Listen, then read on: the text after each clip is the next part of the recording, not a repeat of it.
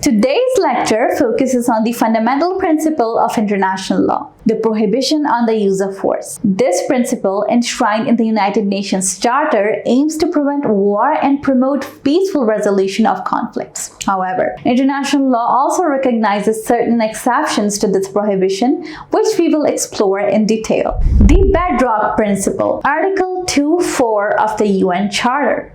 Article 2.4 of the UN Charter unequivocally declares all member states shall refrain in their international relations from the threat or use of force against the territorial integrity or political independence of any state or any other manner inconsistent with the purposes of the United Nations. This provision, considered a cornerstone of modern international law, establishes a general prohibition on the use of force by states. It aims to foster a world order where disputes are settled through peaceful means, not through aggression or coercion. Exceptions to the prohibition. When force is permitted. While the prohibition on the use of force is a fundamental principle, international law recognizes certain limited exceptions where the use of force may be justified. Self-defense.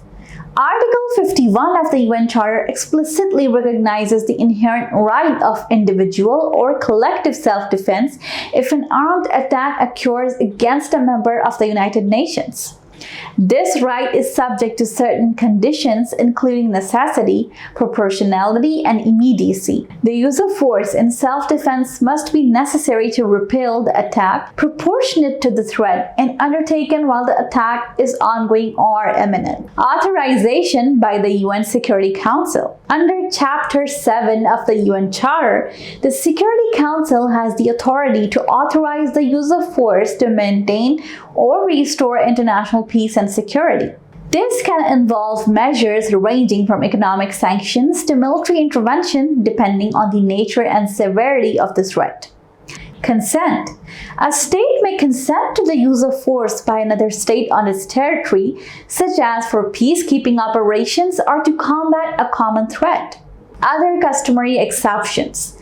Some argue that customary international law recognizes additional exceptions, such as the use of force to protect nationals abroad or to respond to terrorist attacks. However, these exceptions are not universally accepted and remain controversial. The challenges of applying the exceptions. The exceptions to the prohibition on the use of force are not without their challenges. Determining the threshold for self-defense. What constitutes an armed attack that triggers the right to self-defense?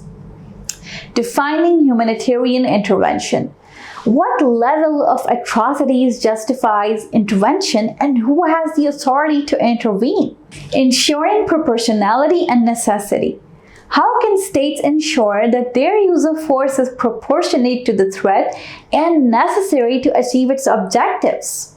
These questions highlight the complexities of applying exceptions to the use of force. The international community continues to grapple with these challenges, seeking to strike a balance between maintaining peace and protecting human rights and security. The prohibition on the use of force and its exceptions are central to maintaining a stable and peaceful international order. While the principle aims to prevent war, the exceptions acknowledge the reality that force may sometimes be necessary to protect fundamental values and interests. The challenge lies in applying these principles in a manner that upholds international law, respects state sovereignty, and protects human rights.